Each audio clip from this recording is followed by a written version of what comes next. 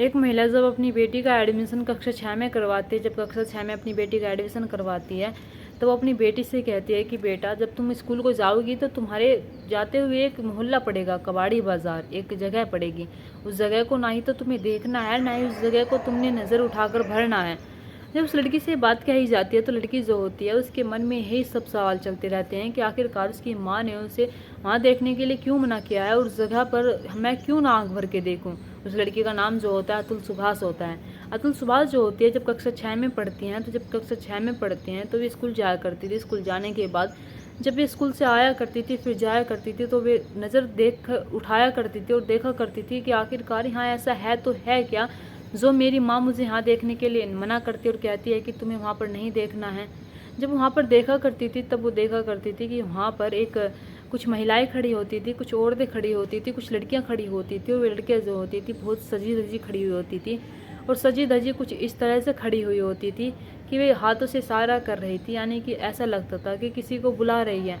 अतुल सुभाष जो होती है उसके मन में एक बात आ रही थी कि मैं क्यों ना इसके बारे में मैं जानना चाहती हूँ। मैं सोच रही थी कि वो क्या है क्या नहीं है और यहाँ पर क्या हो रहा है।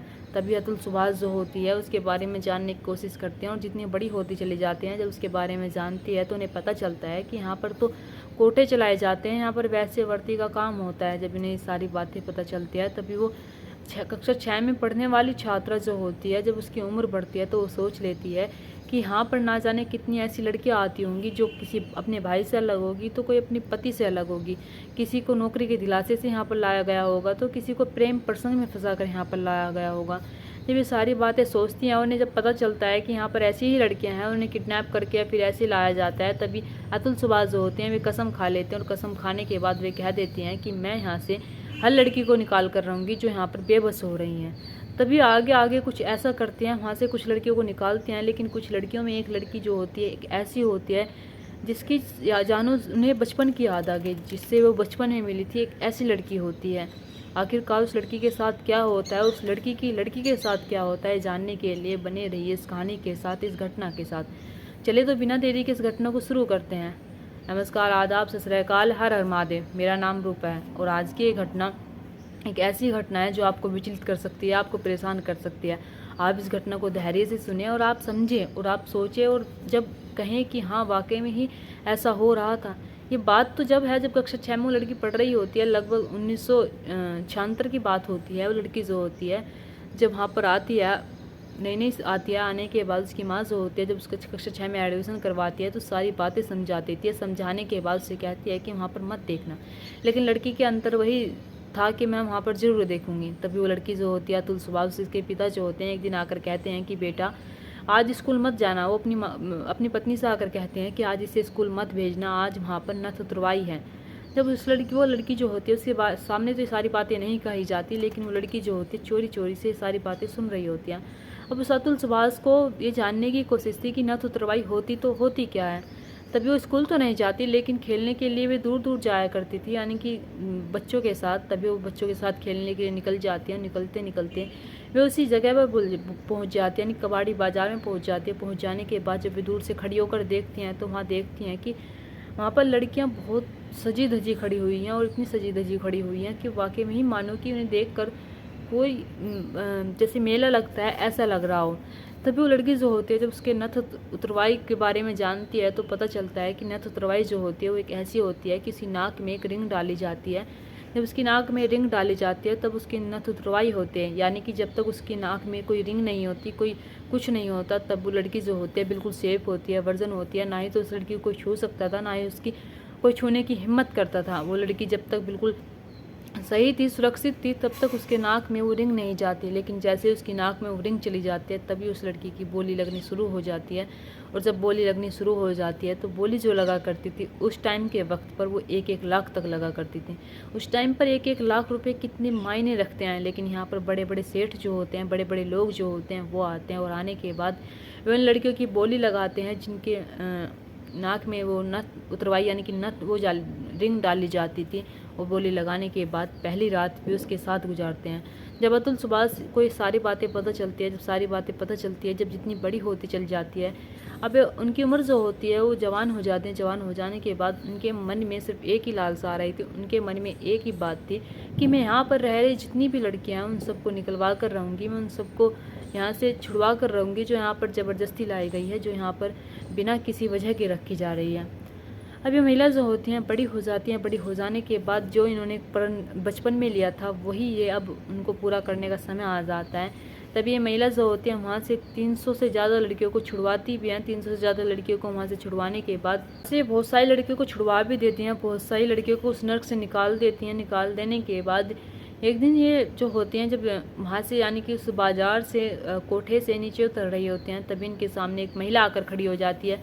वो महिला जो हो कहती है कि मेरी बेटी की आज ऊपर बोली लगने वाली है, मेरी बेटी को आज कोई व्यक्ति उसके साथ रहेगा, मेरी बेटी को बचा लो, तुम ही मेरी बेटी को बचा सकती हो। वो उसके पैर पड़ जाते हैं। जब पैर पड़ जाते हैं तभी वो महिला जो होती है वो कहती है कि क्या कह रही हो तुम, यानी कि अतुल सुभाष जो होती है वो कहती है कि मैं ऐसा नहीं कर सकती और मैं वहाँ पर से सिर्फ उन्हीं लड़कियों को छुड़ा सकती हूँ जो लाचार हैं, गरीब हैं, जिनको यहाँ पर ज़बरदस्ती लाया गया है। और तुम्हारी बेटी कौन है, चलो मेरे साथ मुझे बताओ। लेकिन वो महिला जो होती है वो कहती है कि नहीं, मैं नहीं बता सकती हूँ, ना ही मैं जा सकती हूँ। वो अपना नाम बिंदिया बताती है। जब वो अपना नाम बिंदिया बताती है तभी ये अतुल सुभाष जो होती है उन्हें उस पल की याद आ जाती है, यानी कि जिस दिन उनके पिता ने कहा था कि आज अपनी बेटी को स्कूल मत भेजना।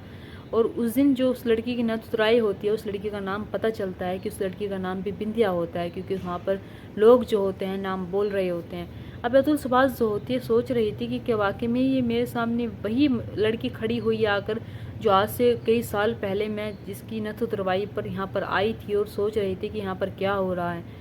उस महिला से भी जो होती हैं वे कहती हैं कि ठीक है, तुम बचा सकती हो अपनी बेटी को, तुम मेरे ऊपर साथ चलो तो। लेकिन वो जो होती है वो ना करते और कहती है कि तुमने अगर मेरी बच्ची को नहीं बचाया तो देख लेना, तुम कभी अपने आप को माफ़ नहीं कर पाओगी, तुम अपने आप को कभी ये नहीं कह पाओगी कि हाँ मैंने वहाँ से इतनी सारी लड़कियों को छुड़ाया है।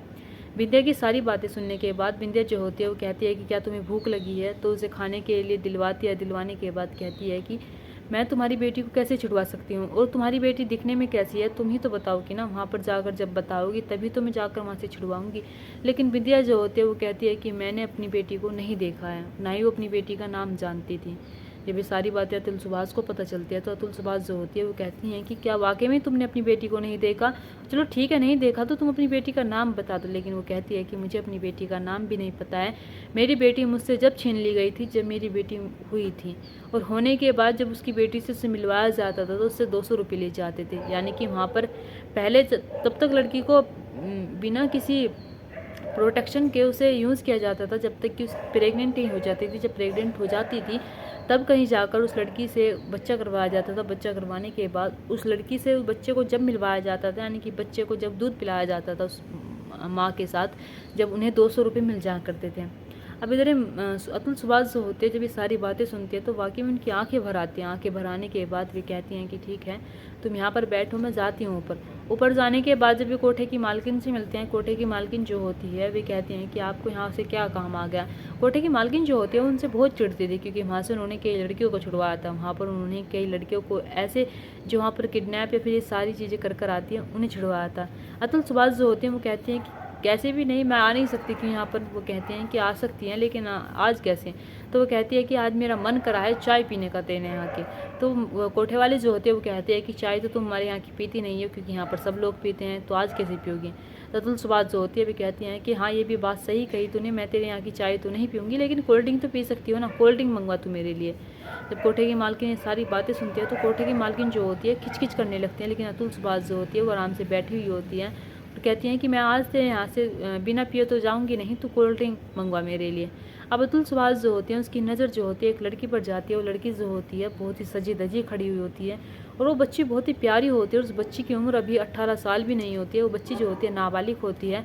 उसके बराबर में एक लड़की जो होती है वो खड़ी होती है। वो लड़की जो होती है अतुल सुभाष को घूर रही होती है। जब वो अतुल सुभाष को घूर रही होती है तभी अतुल सुभाष जो होती है वो कहती है कि क्या हो गया, क्या तुझे मुझसे कुछ कहना है क्या, तू मुझे क्यों घूर रही है, या फिर मेरे अंदर क्या दिखाई दे रहा है जो मुझे घूर रही है। जब वो सारी लड़की से बातें कहती है तो लड़की जो होती है वो कहती है कि नहीं, मुझे कुछ नहीं कहना और ना ही मैं आपको घूर रही हूँ। तभी कोठे की मालकिन जो होती है वो कहती है कि मैम साहब अगर कोई काम है आपको तो बताइए। तो अतुल सुभाष जो होती हैं पूछती हैं कि लड़की कौन है, ये कहाँ से आई है। तो वो कहती है कि आपने हमारे यहाँ से बहुत सारी लड़कियों को उठा लिया है जो किडनैप होकर आती हैं, फिर हम यहाँ पर बेच दी जाती हैं। लेकिन ये तो मेरी बहन की लड़की है, मैं इसकी मौसी हूँ। अब मेरी बहन की लड़की है तो मैं इसके साथ कुछ भी कर सकती हूँ, आप इसमें तो आप दखलंदाजी नहीं कर सकती है ना। तो अतुल सुभाष जो होती है वो कहती सोचने लगती है मन ही मन कि कितनी झूठी औरत है। तभी अतुल सुभाष जो होते हैं वो कहती है कि ठीक है, अच्छा मुझे टॉयलेट आ रहा है, मुझे टॉयलेट जाना है, तो टॉयलेट बता कहाँ पर है। तो ये कोठे की मालकिन जो होती है वो कहती है कि अरे तू यहाँ पर टॉयलेट कैसे कर सकती है, यहाँ पर तो टॉयलेट कर ही नहीं सकती, यहाँ पर बहुत गंदगी है। तो अतुल सुभाष जो होते हैं वो कहते हैं कि मैं गंदगी में कर सकती हूँ, मुझे कोई दिक्कत नहीं है। तभी वो जो लड़की से घूर रही थी अतुल सुभाष को, उसे ले जाती हैं। ले जाने के बाद कहते हैं कि बेटा तू छोड़ इसे, तो ऐसे ही करती रहेगी, मुझे टॉयलेट करना है तो टॉयलेट की जगह ले चल। जब उसे टॉयलेट की जगह लेकर जाती है तो लड़की से पूछती है कि क्या हुआ बेटा। तो लड़की जो होती है वो कहती है कि अम्मा उन्हें बचा लो। यानी कि अतुल सुभाष जो होती है 3 बच्चों की माँ होती है पहले से ही, इन्हें पता था एक बच्चे का दर्द, ये आज तक वहाँ की मदद करती आ रही थी। तो लड़की जो होती है वो कहती है कि जहाँ बाहर सजी धजी खड़ी हुई है, आज उसकी बोली लगने वाली है, आज उसकी बोली लगने के बाद उसे वहाँ से उसके साथ किसी मर्द को सुलाया जाएगा। सुलाने के बाद उसकी जो मानसिक स्थिति है वो बहुत ख़राब हो जाएगी। वो बहुत डरी हुई है, बहुत रो रही थी। वो उसकी खुद की बेटी नहीं है, ना ही उसकी बहन की बेटी है, पता नहीं, लेकिन वो है नहीं है, इसकी बेटी नहीं है, आप प्लीज़ उसे बचा लीजिए। जब ये सारी बातें उस लड़की के द्वारा अतुल सुभाष जो होते हैं वो सुनती हैं, तो अतुल सुभाष जो होते हैं वो कहती हैं कि बाथरूम में कितनी गंदगी कर रखी है, इसे तो साफ़ रखा करो, तुम्हारी जिम्मेदारी है, तुम यहाँ पर जब रह रही हो तो तुम साफ़ सफाई से रहा करो।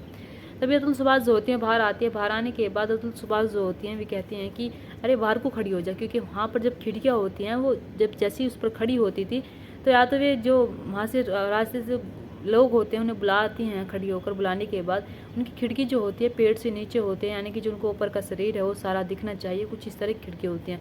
जब खिड़की पर उसे खड़ा कर देती है और कहती है कि तू जब इसे कोई देखेगा जब भी तो आएगा ना ऊपर।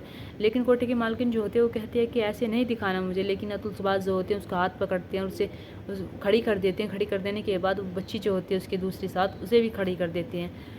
नीचे उसकी माँ खड़ी होती है, बिंदिया खड़ी होती है। जब वो बिंदिया को देखती है, अपनी माँ को देखती है, वो जानती थी कि वो मेरी माँ है, लेकिन माँ को नहीं पता था कि मेरी बेटी जानती है कि मैं उसकी माँ हूँ। जब वो अपनी माँ को देखती है उसकी आंखें भर आती है। जब आंखें भर आती है तो अतुल सुभाष जब ये सारी चीज़ें देखती है तो अतुल सुभाष जो होती है वाकई में उनकी आंखें भर आती है। जब आंखें भर आती है तो सोच लेती हैं कि मैं इसे यहाँ पर नहीं रहने दूँगी। अगर मैंने इसे यहाँ पर रहने दिया तो वाकई में मैं अपने आप को कभी माफ़ नहीं कर पाऊँगी। मैं माफ़ नहीं कर पाऊँगी अपने आप को कि मैंने एक बेटी से अब एक माँ को नहीं मिलाया। बिंदिया जो होती है वो कहती है कि उसे एड्स होता है, एड्स के साथ साथ उसके पास ज़्यादा दिन नहीं है, वो कभी भी इस दुनिया को छोड़कर जा सकती है और कभी भी इस दुनिया को अलविदा कह सकती है। अतुल सुभाष जो होती हैं उसका हाथ पकड़ती हैं। हाथ पकड़ने के बाद जब उसे बाहर निकाल कर लेकर आती हैं, कोठे की मालकिन जो होती है बहुत हाथापाई करती है। कोठे की मालकिन इसका विरोध करती है। जब विरोध करती है लेकिन अतुल सुभाष जो होती है उसकी एक नहीं सुनती, उसका हाथ पकड़कर जीने भेज देती हैं। जब भेज देती हैं वहाँ पर भी हाथापाई कर रही थी, तभी वो लड़की जो होती है अपनी माँ के ऊपर पड़ी हुई होती है, माँ जो होती है नीचे पड़ी हुई होती है। जब अतुल सुभाष ये सारी चीज़ें देखती है नीचे आकर तो अतुल सुभाष जो होती हैं वे अब सोच रही थी कि मुझसे क्या हो गया और मैंने ये सब क्या कर दिया और महिला मुझसे क्या कह रही थी। और अगर आज काश मैंने इस महिला को इसकी बेटी को ना दिखाया होता तो वाकई में मैं अपने आप को कभी नहीं माफ़ कर पाती। और माफ़ तो मैं आज भी नहीं कर पाऊँगी, क्योंकि वो लग रहा था कि बिंदिया जो होती है जब उसने अपनी बेटी को देखा तभी या तो उससे खुशी हुई हो, फिर आखिरी तलब थी उसे देखने की।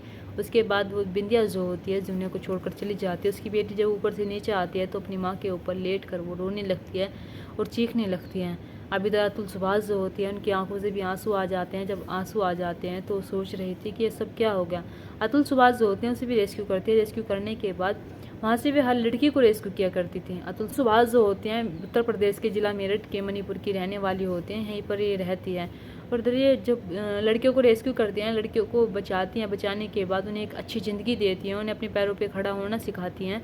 यहाँ पर एक जो कोठे के वैसे वर्ती की हालत होती है बहुत ही ख़राब होती है, वहाँ पर लड़कियों को लाया जाता था। लाया जाने के बाद यहाँ पर अगर बड़े बड़े लोग ना आते तो वाकई में यहाँ पर ये सब कुछ ना चले। ये अतुल सुभाष जो होते हैं वो बताती हैं कि बड़े बड़े लोगों की वजह से छोटी छोटी बच्चों को लाया जाता है। छोटी छोटी बच्चों को बड़ा किया जाता है। उनकी उम्र से पहले उन्हें इंजेक्शन लगाए जाते हैं। इंजेक्शन लगाने के बाद उनके साथ ये सारी हदें पार की जाती हैं।